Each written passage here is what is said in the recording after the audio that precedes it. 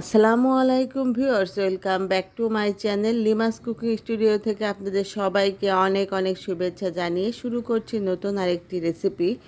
আর আজকের রেসিপির নাম ক্যারামেল সুজির পুডিং। আর এই ক্যারামেল সুজির পুডিং কিভাবে খুব সহজে বাসায় তৈরি করা যায় চলুন দেখে নেওয়া যাক। তো আমি প্রথমে ক্যারামেল তৈরি করতে চলে আসলাম, আর এখানে 1/4 কাপ পরিমাণ চিনি দিয়ে আমি এই ক্যারামেলটা তৈরি করে নেব। আমি এখানে কোনো চামচ ব্যবহার করছি না। যখন সাইড দিয়ে এই ধরনের একটা কালার আসবে তখন এইভাবে ঘুরিয়ে আমি পুরো বাটিটাতে ক্যারামেলটা মিশিয়ে নিচ্ছি।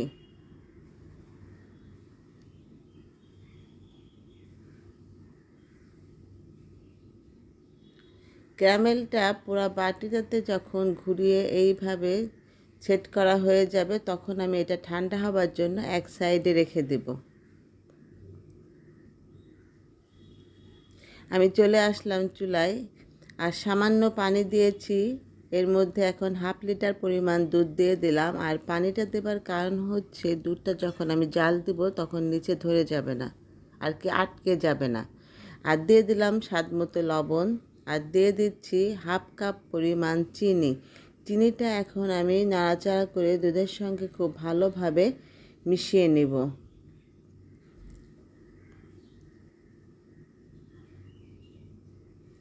দুধটা যখন বলক উঠে আসবে সে পর্যায়ে আমি দিয়ে দেব 1/2 কাপ পরিমাণ সুজি। আর সুজিটা দিয়ে আমি খুব ভালোভাবে নাড়াচাড়া করে রান্না করে নেব, অর্থাৎ সিদ্ধ করে নেব। সুজিটা যখন সিদ্ধ হয়ে যাবে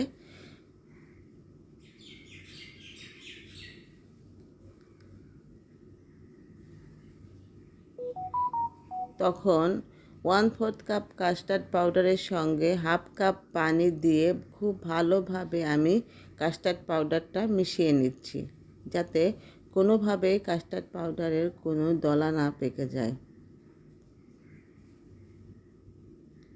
আর সুজিটা সিদ্ধ হবার পরেই এই কাস্টার্ড পাউডারটা দিতে হবে, কেননা এই কাস্টার্ড পাউডারটা দেবার পরে আপনার কিন্তু এটা ঘন হয়ে আসবে।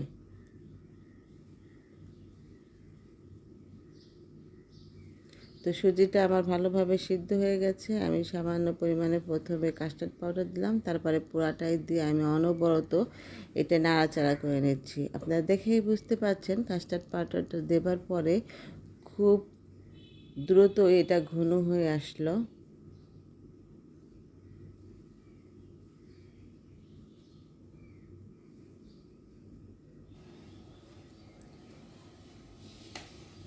এখন আমি যেটা করব, গরম অবস্থাতে আমি এই ক্যারামেল তৈরি করে রেখেছিলাম সেই পাত্রে এখন এটা পুরাটাই ঢেলে দিচ্ছি।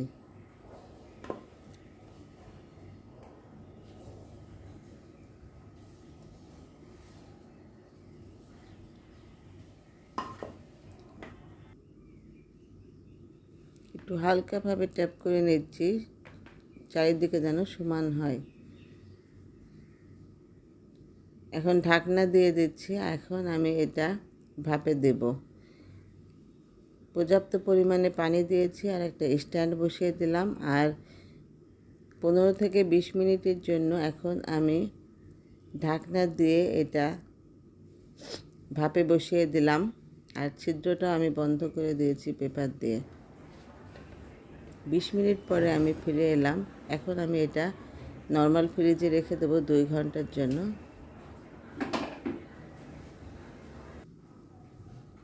তো আমি 2 ঘন্টা পরে ক্যারামেল পুডিংটা ফ্রিজ থেকে বের করে নিয়ে আসলাম। এখন আমি সাইডটা এইভাবে আলগা করে নিচ্ছি, যাতে আমি যখন এটা উল্টিয়ে ঢালবো যাতে খুব সহজে এটা মোল্ড থেকে বের হয়ে আসে।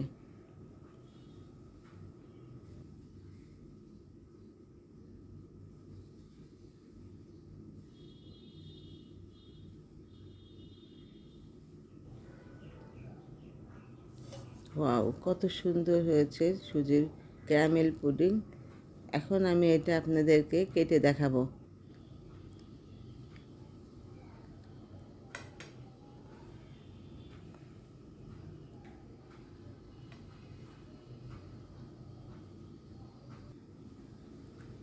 তো তো ক্যারামেল পুডিংটা আমি কেটে দেখালাম। এটা খুব সহজেই তৈরি করা যায়, বেশি সময় লাগে না। অতিথি আপ্যায়নে আপনারা এই ধরনের ডেজার্ট অবশ্যই বাসায় তৈরি করবেন। আজকে আমি ক্যারামেল পুডিং, সুজির পুডিংটা যে তৈরি করলাম, এটা যেভাবে তৈরি করলাম, আপনাদের যদি ভালো লেগে থাকে তাহলে আপনারা অবশ্যই আমার চ্যানেলটি সাবস্ক্রাইব করবেন। আবার নতুন কোনো রেসিপি নিয়ে হাজির হয়ে যাব। আজ এ পর্যন্তই। সবাই ভালো থাকবেন, সুস্থ থাকবেন। আল্লাহ হাফেজ।